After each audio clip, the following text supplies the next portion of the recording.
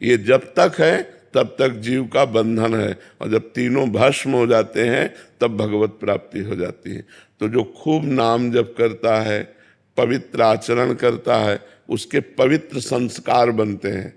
जो अशुभ आचरण करते हैं, नशा करते हैं, व्यभिचार करते हैं, तो गंदे संस्कार बनते हैं। गंदे संस्कार, गंदा संकल्प, गंदा कर्म, गंदी योनि, नारकीय योनि, पशु पक्षी कीड़ा मकोड़ा, इसमें जाना पड़ता है। इसलिए खूब नाम जप करो, कोई नशा न करो, कोई गंदे आचरण न करो, तो ये नवीन कर्म आपके प्रारब्ध को भोगवा कर और जितना संचित कर्म है उसको भस्म करके आपको भगवत प्राप्ति करा देंगे, पर भजन के बिना नहीं।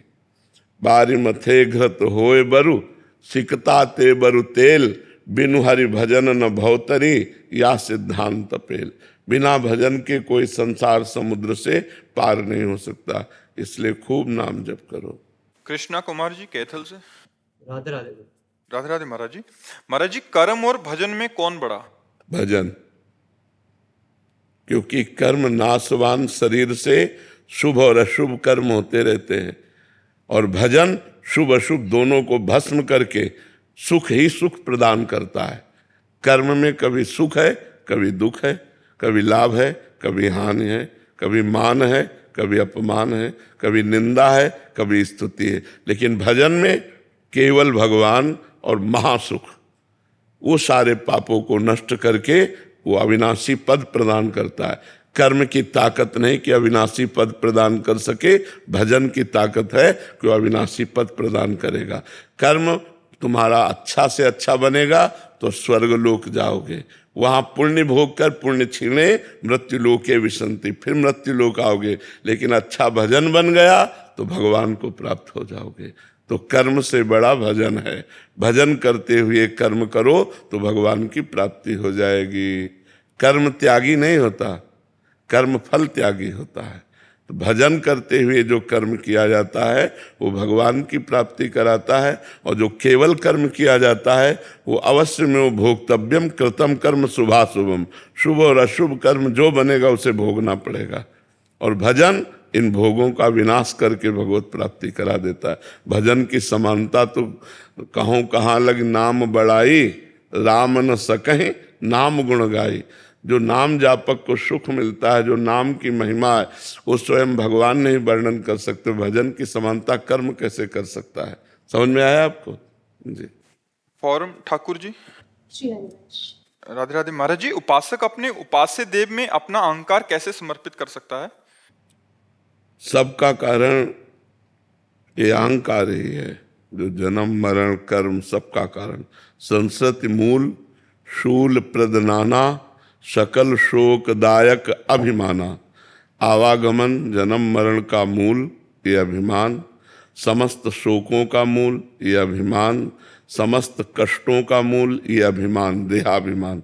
ये तभी नष्ट होता है जब हम गुरु की शरण में होकर उनके द्वारा बताई हुई साधना को करते हैं और वो साधना भगवान को अर्पित करते हैं, तो भगवान की कृपा से देहाभिमान नष्ट हो जाता है।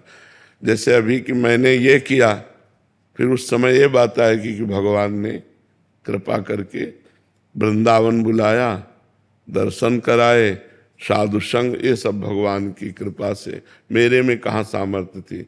भजन हो रहा है ये भगवान की कृपा से, अच्छे मार्ग में चल रहे ये भगवान की कृपा से। ऐसा अनुभव होता है। और अभी अनुभव होता है मैंने किया, मैंने उसको खवाया पिलाया, मैंने उसको दान दिया, मैं तीर्थ गया, मैं 11 बार अमुक जगह गया, ये अहम भरा रहता है। और जब अहम समर्पित हो जाता है तो तब भगवान की कृपा से सब हो रहा है।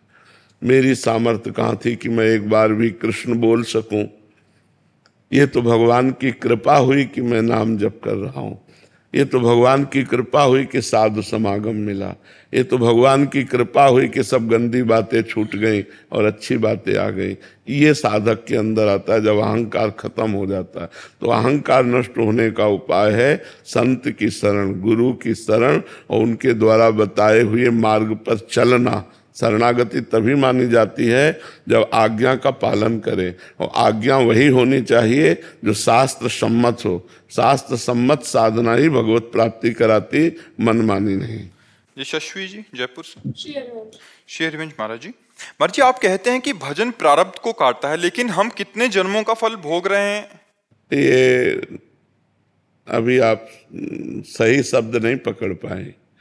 भजन प्रारब्ध को भोगने की सामर्थ्य देता है और संचित को काटता है। जो जमा पाप है उसको नष्ट करता है, जो अभी हमसे गलती हो जाएगी उसको नष्ट कर देगा, लेकिन प्रारब्ध को नहीं। आज से गलती हो जाए तो हम भजन कर रहे हैं, वो नष्ट हो जाएगी। जो हमारे संचित जमा है गोदाम में, वो नष्ट हो जाएगा, लेकिन प्रारब्ध भोगना पड़ेगा। अवश्य में भोक्तव्यम कृतम करो। इसीलिए बड़े बड़े सिद्धों को कैंसर होना, ये होना, ऐसे कष्ट देखे गए। जैसे रामकृष्ण परमहंस जी के गले में कैंसर था, बड़े बड़े कष्ट देखे गए, क्योंकि जिनका अंतिम जन्म होता है उनको थोड़े थोड़े कष्ट जल्दी जल्दी भुगा करके पवित्र कर दिया जाता है। तो हमें लगता है अगर संकल्प करके भजन किया जाए कि प्रारब्ध नष्ट हो जाए, तो नष्ट तो होता ही नहीं है, कम हो सकता है। अगर संकल्प ना करो, भजन करो, तो प्रारब्ध भोगने की सामर्थ्य आ जाएगी, पर प्रारब्ध भोगना पड़ेगा। अकाट्य प्रारब्ध, बहुत दृढ़ है प्रारब्ध। प्रारब्ध मिटाना अगर सहज होता तो फिर डायलिसिस की जरूरत क्या थी। भजन से मिट जाता प्रारब्ध, लेकिन प्रारब्ध भोगना पड़ता है, भोग कर ही। इसीलिए कहा जाता है डरो कोई पाप कर्म ना हो जाए, क्योंकि पाप कर्म दंड देता है, भुगतना पड़ता है, फिर जीव को अपने पाप कर्म का फल भोगना पड़ता है। उमेश जी पुणे। राधे राधे। राधे राधे महाराज जी मन, बुद्धि और शरीर, इनका एक दूसरे से क्या संबंध है? संचालन है। स्थूल शरीर का संचालन सूक्ष्म शरीर से है। जैसे मच्छर बैठा तो त्वगेंद्री ने तुरंत सूचना दी मन को, कुछ है यहां। बुद्धि ने तुरंत मन की बात पकड़ी और हस्तेंद्री को आदेश किया। तो स्थूल क्रिया सूक्ष्म शरीर से होती है। सूक्ष्म क्रिया का जितनी भी क्रियाएं होती हैं उसका मूल कारण शरीर होता है, और कारण शरीर को भी जहां से पावर मिल रहा है उसे आत्मा कहते हैं। 3 शरीर हैं, स्थूल शरीर, सूक्ष्म शरीर और कारण शरीर। ये बाहरी शरीर कुछ नहीं कर सकता, अंदर से सब होता है। अंदर का सोच विचार, तो उसी से सारा कार्यक्रम।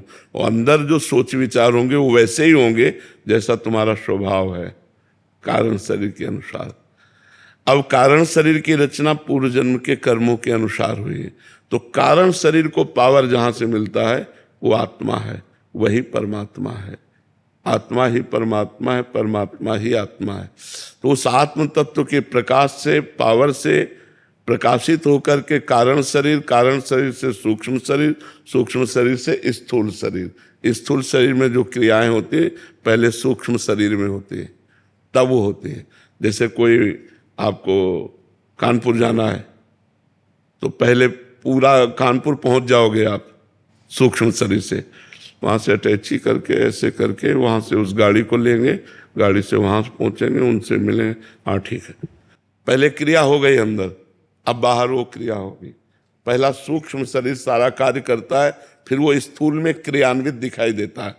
तो पावर क्रम बाय क्रम सबको आत्मा ही दे रहे हैं। आत्मा से सब कर परम प्रकाशक जोई, जो सबको परम प्रकाश प्रदान कर रहा है वही भगवान है, वही आत्मा है। समझ पा रहे हो आप? इंद्रजीत गोहिल जी। राधे राधे। राधे राधे महाराज जी मेरा मन हर वक्त प्रभु से ज्यादा अपने गुरु के चिंतन में बना रहता है। जब अपने गुरु को ही प्रभु मान लिया तो क्या उनका नाम जप, उन्हीं का नाम जप करके भगवत नहीं, नाम जप प्रभु का करो, ध्यान गुरु का करो। शास्त्र ऐसी आज्ञा करता है, ध्यान मूलम गुरु मूर्ति, पूजा मूलम गुरु पदम, और मंत्र मूलम गुरु वाक्यम। गुरु ने कहा राधा जपो तो जपो राधा, और ध्यान करो गुरु का तो मोक्ष मूलम गुरु कृपा। गुरु कृपा से मोक्ष की प्राप्ति हो जाती है। ध्यान अपने गुरुदेव का कर रहे हो, नाम जप कर रहे हैं, तो गुरुदेव ही साक्षात परब्रह्म है। वो जो भावना करोगे, राम श्री कृष्ण जो भावना करोगे वही रूप में वो दर्शन दे देंगे। जाकी रही भावना जैसी, प्रभु मूरत देखी तिन तैसी, वैसे अनुभव में आ जाएगा। महाराज जी, जैसे नाम जप करने बैठते, भजन करने बैठते, तो आपका ही चिंतन बना रहता है, हमारा मन आपसे ही बातें करता रहता है जी रात को भी। हाँ, तो बहुत सुंदर भजन है। बस भाव अपना ठीक रखे तो सुंदर भजन है। गुरु का ध्यान करना, मान लो ये शरीर कहीं ना कहीं भगवान के चरणों में समर्पित है, तो जब इसका चिंतन करोगे तो भगवान का चिंतन तो आ ही जाए। देखो संत वेश ऐसा है कि जैसे निकला तो देखे, हे बाबा राधे श्याम, भले आप ऐसे ज्यादा आदर न दो तो इतना तो बोलोगे जय श्री राम बाबा। कितनी बड़ी बात हुई कि आपके मुख से भगवान का नाम स्मरण हो गया। आप भगवान की बाबा राम राम, राधे श्याम, ये भगवान का नाम। संत इस वेश का प्रताप कि भगवान की स्मृति आ गई, भगवान का नाम आ गया। और जिस समय भगवान की स्मृति नाम आवे वही समय सार्थक है, और तो सब बेकार ही जा रहा है जीवन। तो हमें लगता है यदि हम संत का चिंतन करें और नाम जब भगवान का करें तो हमें फिर बहुत जल्दी आगे बढ़ने का अवसर मिल जाएगा। महाराज जी, मन में भगवान का नाम चल रहा है और चिंतन आपका चल रहा है, तो भगवान नाराज तो नहीं होंगे? बात तो बार बार वही कह रहे हैं आपको। अब आप कहोगे आपका चिंतन करें तो हम मना कर देंगे कि हम दास हैं, हमारा चिंतन करो, स्वामी का चिंतन करो। पर आपके भाव है कि गुरु साक्षात परब्रह्म, तो आप अपने भाव से चिंतन करो। अब हम ये थोड़ी कहेंगे तो हमारा चिंतन करो, हम तो ये कहेंगे हमारे प्रिया प्रीतम का चिंतन करो, राधा नाम का चिंतन करो, कृष्ण का चिंतन करो, संतों का चिंतन करो। अब पकड़ो बात। अब डायरेक्ट हमसे कहना चाहो कि हमारा चिंतन करो तो हम तो मना कर देंगे। भाग्यश्री मिश्र जी मुंबई से। राधे राधे। राधे राधे महाराज जी। महाराज जी, आपके श्रीमुख से सुना था कि भगवत प्राप्ति 5 प्रकार की होती है, तो किस प्रकार से करनी है महाराज जी? क्या 5 प्रकार का तात्पर्य होता है हमारी जैसी भावना होती, भगवान के समान वैभव प्राप्त होना, भगवान का जैसा रूप प्राप्त होना, भगवान में लीन हो जाना। जैसे हमारे दास्य, सख्य, वात्सल्य, गोपी भाव, सहचरी भाव, ये भाव है ना, तो हम जैसी भावना करते हैं वैसी हमको भगवान की कृपा प्राप्त होती है। अगर हम अभेद चिंतन करेंगे तो भगवान में लीन हो जाएंगे, उसे एकत्व मोक्ष कहते हैं। और भगवान के रूप का चिंतन करते हुए जैसे राम रूप का चिंतन किया और उसी में तन्मय हो गए तो हम राम रूप को भी प्राप्त हो सकते हैं। जैसे भगवान के धाम में जितने जाते हैं सब हरि रूप जाते हैं, वैकुंठ में जितने रहते हैं सब हरि के समान ही रहते हैं। 4 भुजा श्यामलंग सब भगवत, गीध देह तज धरि हरि रूपा आता है ना, हरि रूप धारण करते हैं। तो सारिष्ट सामीप्य, भगवान के समीप रहना, सायुज्य, भगवान का मोक्ष पदवी प्राप्त कर, तो ये भगवान की सबसे मोक्ष है। हमको इस चक्कर में नहीं पड़ना, हमको भजन के चक्कर में पड़ना है कि हमारा 1 मिनट भी भजन से खाली न जाए। बस हमको ये चिंतन करना, हमको ये चिंतन नहीं करना कि हमें सारिष्ट में मोक्ष मिले, कि सारूप्य मिले, कि सामीप्य मिले, कि एकत्व मिले। मालिक जाने, हमें केवल भजन करना है, अच्छे आचरण करना है, भजन करना है, भगवान की लीला कथा सुनकर उसमें मस्त रहना है। संगीता सिंह जी। राधे राधे राधे महाराज जी। महाराज जी, क्या जैसे भूत प्रेत इंसान के शरीर में प्रवेश करते हैं वैसे भगवान भी साधु संतों के शरीर में प्रवेश करते हैं? पहली बात तो भगवान पहले से बैठे हुए तो प्रवेश क्या करे। सबके हृदय अछत अविकारी, सबके हृदय में अविनाशी परमात्मा हृदय में बैठा है। वेद कहता है सहस्त्र शीर्षा पुरुषा सहस्राक्षा शास्त्रपात सभूमि ग्वंग सर्वतस्प्रत्वातिष्ठत 10 अंगुलम माँ, 10 अंगुल नाभि से नापो ऐसे। तो ये देश आता है, इसे हृदय देश कहते हैं। भगवान सबके हृदय में अव्यक्त रूप से विराजमान है। अव्यक्त रूप मतलब आपको दिखाई नहीं दे रहे, महसूस नहीं हो रहे, लेकिन सब कुछ उन्हीं से चल रहा है। तो वो प्रवेश क्या करेंगे, वो तो सबके हृदय में बैठे हैं। हाँ, अब समझना है, जैसे जितना भजन हमारा हुआ उतने भगवान का पावर प्रकाशित होता है। जैसे एक पापी आदमी है तो भगवान का पावर एकदम गुप्त है। थोड़ा भजन किया प्रकाश हुआ, थोड़ा और भजन किया प्रकाश हुआ, ज्यादा भजन हो गया पूरे विश्व में प्रकाशित हो गया, और ज्यादा भजन हुआ बड़े बड़े चमत्कार प्रकट हो गए, बीमार को ठीक कर दिया, ये कर दिया, वो बड़े बड़े चमत्कार, बड़े सिद्ध। वो भागवतिक प्रभाव है। प्रवेश तो भगवान तब करें जब भगवान वहां ना हो। भगवान तो सबके अंदर होते हैं, समझ में। अब रही भूतों की बात, तो जैसे अब हमारे कर्म का भोग आना है, हमारा हृदय मलिन है, तो हमारे एक आवेश आएगा, वो भूतों का हो, प्रेत का हो, पिशाच का हो, वो हमें दंड देगा, जलाएगा। जितने दिन होगा उतने दिन होगा, फिर अपने आप खत्म हो जाएगा। या कोई ऐसा संयोग बन जाएगा, प्रधान हमारा कर्म हमको दंड देगा, ना कि भूत प्रेत। अगर हमारा कर्म नहीं है दंड भोगने का, तो इस स्मशान से गुजर जाओ, कहीं कोई तुम्हें नहीं लगे। अगर कर्म है तो घर बैठे तुम्हारे दिमाग खराब हो जाएगा, घर बैठे तुम में प्रेत का आवेश हो जाएगा। पर भगवान का ऐसा नहीं, क्योंकि भगवान सबके हृदय में पहले से विराजमान है। कहो सो कहाँ जहाँ प्रभु ना ही, कहो भाई कोई ऐसी जगह जहाँ प्रभु ना हो, वो तो सब जगह विराजमान। लव जी। जय श्री महाराज जी, किसी भी मनुष्य को ये कैसे पता चलेगा कि वो इस जन्म में आत्मा का, उसकी आत्मा का क्या संकल्प लेकर आया है? संकल्प विकल्प से नहीं बात होती, कर्मों से होती है। हमारे पूर्व के कर्म जैसे हैं, तो अब भजन करोगे तो ज्ञान हो जाएगा तुम्हें कि पूर्व में तुम क्या थे, आगे क्या होने वाला है। भजन से पता चलेगा, ऐसे थोड़ी। ऐसे तो इतना भी तुम्हें पता नहीं, किसका प्रश्न है। ऐसे तो इतना भी तुम्हें पता नहीं कि तुम 9 महीने माँ के गर्भ में कैसे रहे, पता है बोला? हम सब लोग रहे हैं, लेकिन अपने लोगों को कुछ पता है? 1 सेकंड का भी पता नहीं। इसी जन्म की बात, तो हम क्या कर्म का संकल्प लेकर आए, ये क्या पता चलेगा। भजन करो, भजन करो, तपस्या करो, तो उससे समझ में आएगा कि हमारे जीवन का उद्देश्य क्या है, हमारा जीवन सफल किस में होगा। भजन के बिना तो सब जीवन बेकार। इसलिए भजन करो, नाम जप करो, गंदे आचरण मत करो, तो धीरे धीरे खुद जब हृदय पवित्र होने लगता है तो पता चलने लगता है कि हमारा पूर्व क्या है, आगे क्या है, सब पता चलने लगता है। अभी पहले भजन करो। अगर पता की बात, तो इसी जन्म का हमको क्या पता है। हम माँ के गर्भ में कैसे थे, हमें ज्ञान था कि हम थे तो हम ही, लेकिन हमें कुछ नहीं पता। तो पूर्व जन्म आगे का पता कैसे हो जाएगा, इसी जन्म का नहीं पता। इसलिए नाम जप करें तो हमारी बुद्धि पवित्र हो, तब पता चलने लगे। कोई कोई ऐसे भजनानंदी संत हैं कि कई जन्म की बात जानते हैं, अपने तुम्हारे सबकी बात जान लेंगे, वो सिद्ध पुरुष हो गए। तो ऐसे भजन से जाना जा सकता है। ये दिमाग की बातें नहीं, ये भजन की बातें। जितना भजन करोगे उतना जान पाओगे। नियति जी।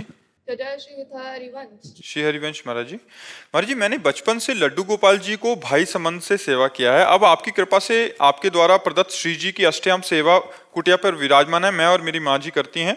श्री जी से सहचरी भाव का संबंध और लड्डू से भाई का संबंध है। जब आपके श्रीमुख से सुनते हैं अनन्य होकर किसी एक संबंध या भाव में सेवा करो, तो ये महाराज जी अभी कैसे परिवर्तित अभी करो? करती रहो, वो स्वयं परिवर्तित हो जाएगा।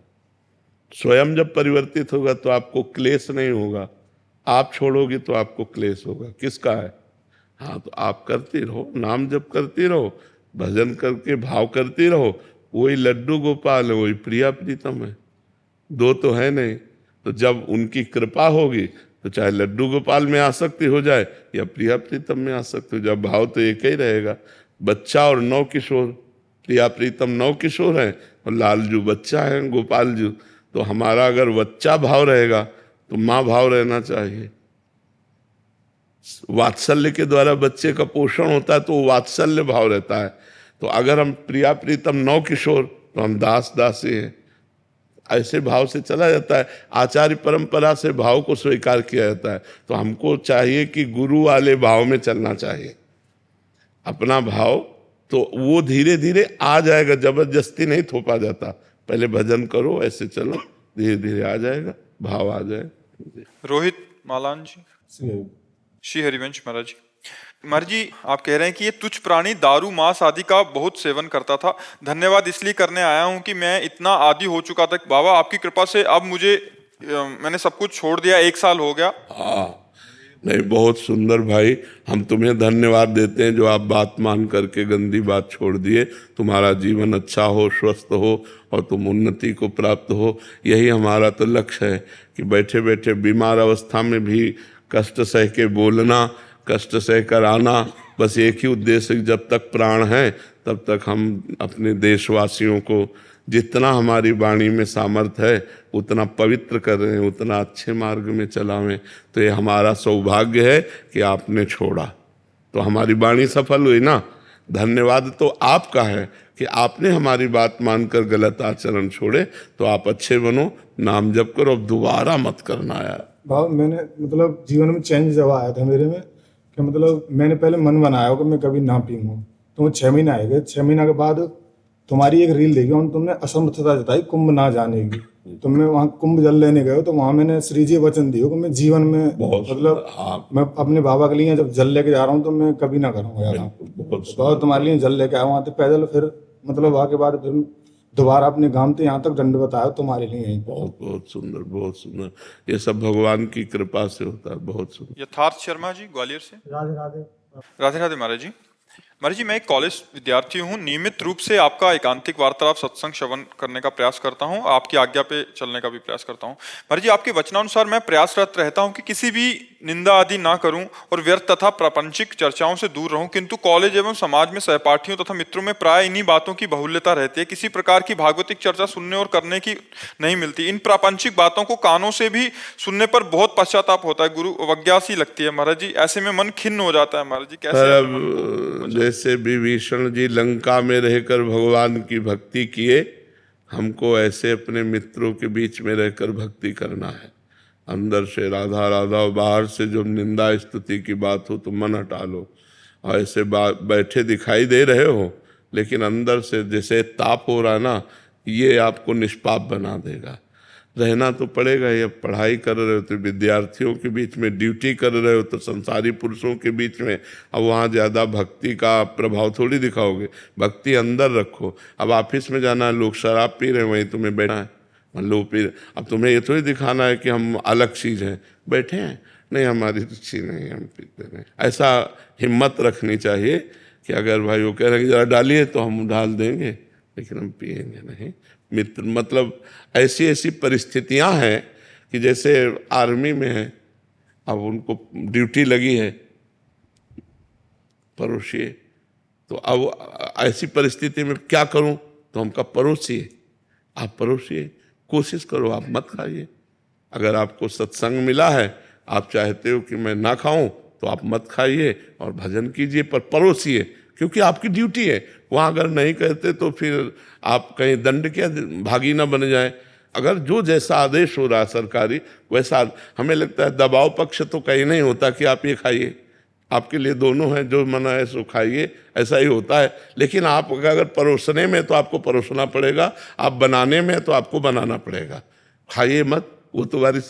तो कई ऐसी परिस्थितियां होती हैं जिनमें 25 लोग काम कर रहे हैं और 24 लोग उसका सेवन कर रहे हैं और एक को बचना है, तो एक को ऐसे अलग नहीं बचेगा। 25 बैठो पर 24 खाएं और तुम मत खाओ, और 24 से ऐसा प्रेम व्यवहार दिखाओ कि हम आप जैसे ही हैं, हमारी रुचि नहीं है, हमने नहीं खाना। तो वो दबाव ना तुमको परास्त कर पावे। तभी जो रहीम उत्तम प्रकृति का कर सकत कुसंग, चंदन विष व्यापत नहीं लपटे रहत भुजंग। तो चंदन में काले सर्प लगे रहते हैं तो उनका विष नहीं चढ़ता, चंदन अपना शीतलता उनको प्रदान करता है। तो प्रभाव ऐसा बढ़ाओ कि 24 का कुछ प्रभाव तुम्हारे ऊपर ना पड़े।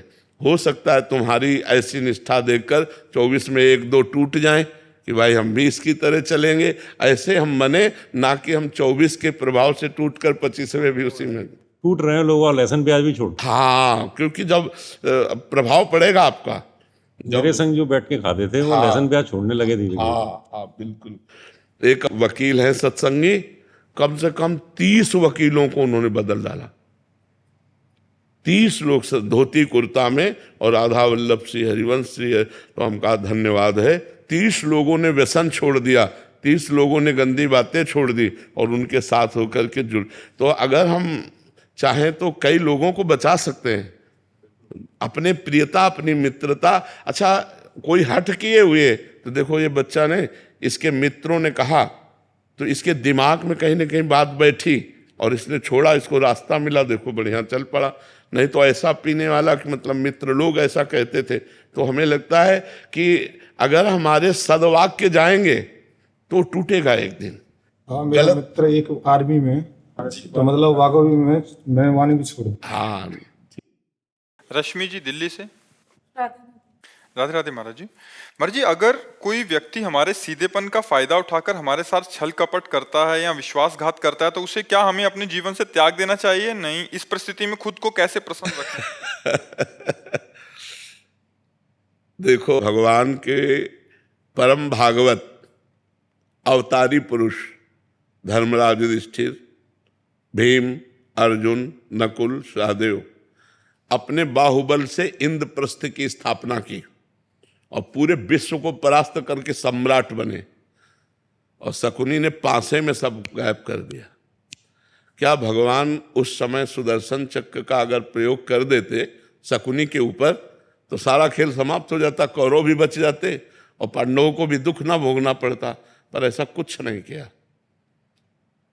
शकुनी ने 12 वर्ष का वनवास और 1 वर्ष का अज्ञातवास पांडवों को निश्चित किया, और ऐसे महावीरों को, ऐसे अवतारी पुरुषों को भारी कष्ट भोगना पड़ा छल के कारण। तो हमें लगता है कि कहीं ना कहीं भगवत विधान होता है। जो आदमी छल कर रहा है हमारे साथ, शायद है कि हमने पूर्व जन्म में उसका कुछ लिया होगा, आज हमें लग रहा है कि वो छल विधान से हमारा ले रहा है, लेकिन पूर्व जन्म में हमने कोई छल किया होगा तो उसी का उत्तर मिल रहा है। मुझे ऐसा मान करके शांत, अगर त्यागने की जरूरत है तो त्याग दीजिए, नहीं कुछ ऐसे संबंध जहाँ त्याग भी नहीं सकते, भले अपना घर का कोई सदस्य है, अपने परिवार का अपना प्रिय सदस्य है, कैसे त्यागोगे? अपना पुत्र है, अपना पति है, अपना मित्र है, अपना, तो सहन करना चाहिए। मतलब दूसरा उपाय नहीं है, एकमात्र सहन करना उपाय है। कबीरा खुद को ठगाइए, दूसरों को ना ठगे। अगर हमको कोई ठग रहा है तो वो देख रहा है, छोड़ दो उसके ऊपर, जाओ भैया जाओ। जब वो मालिक हमारी तरफ देखेगा तो निहाल कर देगा, और जब उसकी तरफ देखेगा तो बेहाल कर देगा। दुखिया को न सताइए, दुखिया देगा रोए, और जब दुखिया के मुखिया सुने तब तेरी गति का होए। ऊपर से लेकर के ये आज तक इतिहास साक्षी है। ये छल, ये कपट, ये व्यवस्था पहले से चली आ रही है बड़े बड़ों के साथ। वही तो कह रहा हूं, धर्मराज है भाई, हम लोग तो धर्म से चलेंगे, वो तो धर्मराज हैं, और छल से मारा कि 12 वर्ष का वनवास, 1 वर्ष का अज्ञातवास। ऐसे महापुरुषों को भी चाहते तो 1 मिनट में शकुनी को निपटा सकते थे भीम। 1 मिनट में केवल गला पकड़ के दबा दे तो जान से मर जाता लेकिन सबकी जड़ शकुनी था, और उसका कहीं बाल बांका भी नहीं किया, और बहुत कष्ट भोगा, बहुत कष्ट भोगा इन महापुरुषों ने। मंथरा ने तो कैकेयी के कान भरे, कैकेयी जी ने हठ ठान लिया, सुबह होने वाला था राज्याभिषेक और शाम के हो गया वनवास तो भाई देखो, हम लोग तो उनके अंश हैं, वो तो स्वयं परमात्मा है, बड़े बड़े महापुरुष है। कुछ बातें ऐसी होती जो केवल सहनी पड़ती है। कोशिश करो, अगर राजकीय कार्रवाई से तुम बच सकता है तो बच सकता है, नहीं तो शांत सह जाओ, वो देगा, मालिक कहीं से दे देगा। वो बहुत विधान करने वाला है। लड़ाई, हमें तो लगता है लड़ाई झगड़ा छल कपट इसमें सब ठीक नहीं है, शांति से सह जाए तो अच्छा है। देखो कितना सहने की कोशिश की पांडवों ने। पहले कहा था कि जब अगर 12 वर्ष का वनवास 1 वर्ष का अज्ञातवास आप पूरा कर लेंगे तो पूरा चक्रवर्ती राज्य आपको मिल जाएगा। जब पूरा कर लिया तो उनका राज्य नहीं देंगे, तो बोले आधा दे दो, बोले आधा भी नहीं देंगे, तो बोले 5 गांव दे अब आप देखो ईमानदारी की हद और बेईमानी की हद। पांडवों ने कहा 5 गांव दे दो, तो भगवान से क्या कह रहा है दुर्योधन, सूजी अग्रे न केसवा, सुई की नोक भर नहीं देंगे तो विनाश कर दिया। फिर 100 के 100 मरे, 99 नहीं, 100 के 100 मरे। तो इसलिए अपने को चाहिए कि दबता चला जाए, कोशिश करे कि लड़ाई झगड़ा ना हो, सह जाए। और जब ऊपर जो बैठा हुआ सबके देख रहा है, वो जब देख लेगा ना, तो वो जब न्याय करेगा तो विध्वंस हो जाएगा सामने वाला। इसलिए हम तो यही सिखाएंगे कि झगड़ा ना करो, हम यही सिखाएंगे कि हिंसा ना करो, शांत भाव से सह जाओ। अगर कहीं ऐसा लगता है तो राजकीय विभाग का सहयोग ले लो, लेकिन लड़ाई झगड़ा ना करो। बहुत शांति थोड़ा जीवन है। आजकल लोग जरा जरा सी बात में हिंसा कर देते हैं, ये नहीं जानते कितना कीमती मनुष्य शरीर, और इसको हम नष्ट कर देंगे और हमें कितना बड़ा अपराध लगेगा। ये सबसे बड़ी भगवान की सृष्टि में ये मनुष्य योनि है, सबसे बड़ी योनि है और बड़ी महिमाशाली है। इसके द्वारा बड़े बड़े पवित्र कार्य किए जा सकते हैं, पर लोग जरा जरा सी लड़ाई में एक दूसरे की हिंसा कर देते हैं, या जरा सा ऐसा समस्याएं आई तो पूरा परिवार जहर खा लेते हैं। ये सब नहीं करना चाहिए। सहना सीखो, नाम जप करो और भगवान के आश्रित रहो। किसी तरह संसार से हम मुक्त हो जाए, नहीं बहुत कठिन, बार बार जन्म, बार बार मरण कहाँ तक भोगेंगे यार, कितना भोगेंगे, कितना कष्ट है संसार में। तो इसलिए नाम जप करो। प्रशांत मिश्र जी मुंबई से। श्री रमेश। प्रशांत जी, राधे राधे महाराज जी, आपके चरणों में कोटि कोटि नमन। गुरुदेव भगवान, तन मन और धन से सबसे बड़ी सेवा कौन सी है इनमें? मन सबसे बड़ी सेवा है, मन। अगर हमारा मन प्रभु में नहीं लगा है तो धन के द्वारा 56 प्रकार के भोग, सोने चांदी के मुकुट, आभूषण, भगवान ने आदेश किया है, मय्येव मन आधत्स्वम मयि बुद्धि निवेशेत निवस्य मय्येव अत ऊर्ध्वम न संशया। तुम मेरे में मन को समर्पित कर दो, तुम मेरे में ही निवास करोगे।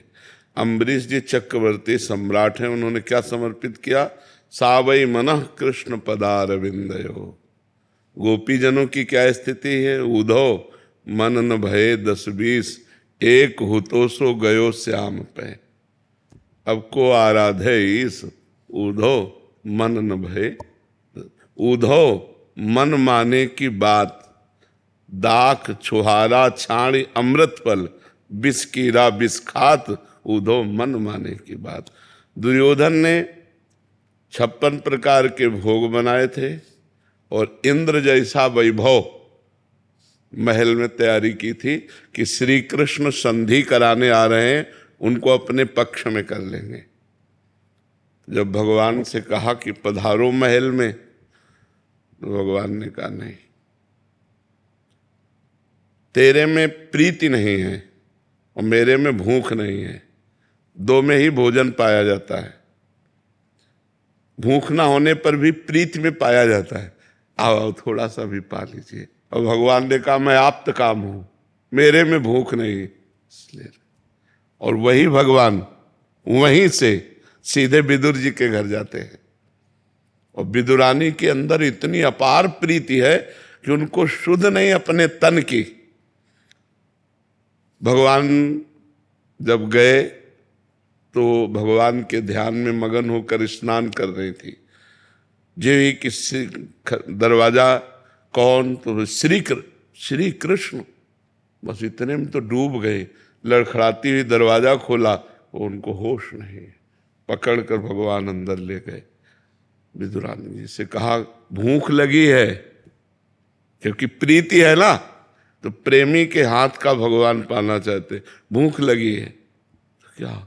बोले वो केला रखे ले आओ। विदुरानी जी केला लाती है और गूदा फेंक देती है और छिलका भगवान के मुंह में लगा रहे। भगवान उससे पा रहे।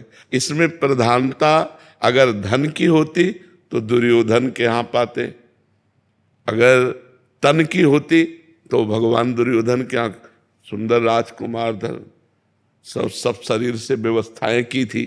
तो तन और धन दोनों होने पर भी मन न होने के कारण भगवान ने वहां स्वीकार नहीं किया। और विदुरानी के यहाँ मन प्रेममय है, इसलिए उन्होंने स्वीकार किया।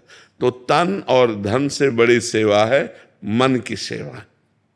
जैसे हमारा भाव है कि कोई दुखी ना हो, पूरा संसार स्वस्थ और सुखी रहे, ये भाव भगवान स्वीकार करते हैं। मन ही तो बात, खास बात तो मन है कि नहीं? आप बताओ।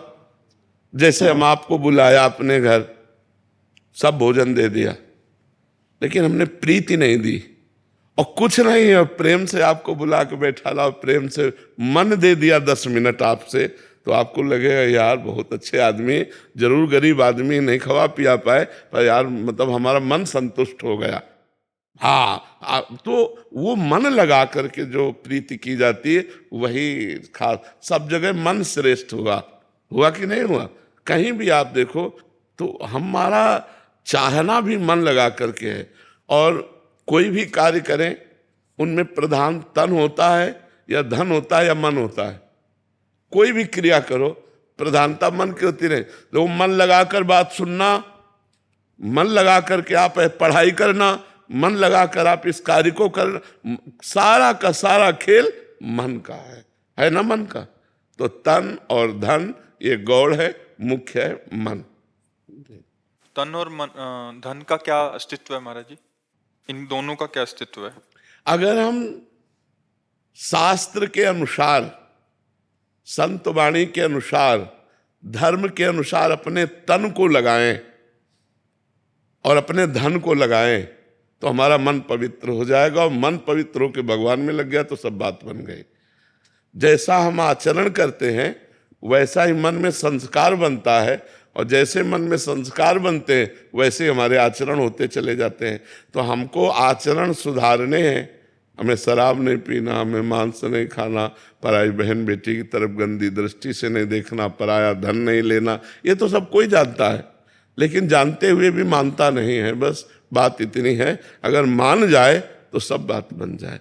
धन का प्रयोग जो हमारे परिवार के सदस्य हैं, सबसे पहला अधिकार उनका है। जैसे आप धन कमाते हैं तो सबसे पहला अधिकार आपके परिवार में, जैसे माता पिता, पुत्री पुत्र पत्नी, इनका अधिकार है। फिर दूसरा अधिकार, हम जो पुण्य करना चाहें, जैसे तीर्थ स्थान गए, हम कुछ पुण्य दान कर, लेकिन पहला हमें व्यवस्था उनकी करनी है, सबसे पहला कर्तव्य, क्योंकि वो आश्रित जन है। और उसमें भी उनसे भी पहले अतिथि, उनसे भी पहले अतिथि। जैसे हम भोजन पाने जा रहे हैं परिवार के, इतने में दरवाजे कोई आया और वो कह रहा मैं भूखा हूं, अब रुक जाओ, पहले उसको भोजन पवा दो, उसकी भोजन व्यवस्था करो। अतिथि का अधिकार परिवार से भी बढ़ करके, हमारे धन पर सबसे पहला अधिकार परिवार पर है, और परिवार से भी बढ़कर आए हुए अतिथि पर है। कोई भूखा संत, महात्मा, सन्यासी, भिक्षुक कोई भी आ जाता है और कहता है मुझे भोजन, मान लो 5 लोग हैं, मुझे भोजन चाहिए, तो हम अपने घर के 5 लोग आज बाद में बना लेंगे या शाम के पा लेंगे, पर इनको हम भूखा नहीं जाने देंगे। ये हमारा धर्म कहता है। और जो धन है उसका एक विभाग जरूर करना चाहिए, एक हिस्सा जरूर निकालना चाहिए। जैसे 100 रुपया है धर्म से कमाए हुए पर, अधर्म के कमाए हुए की बात नहीं कर रहे हम, धर्म से कमाए हुए पर, तो हम कोशिश करें कि 90 रुपये का प्रयोग हम करें और 10 रुपये का प्रयोग परोपकार में लगा दें।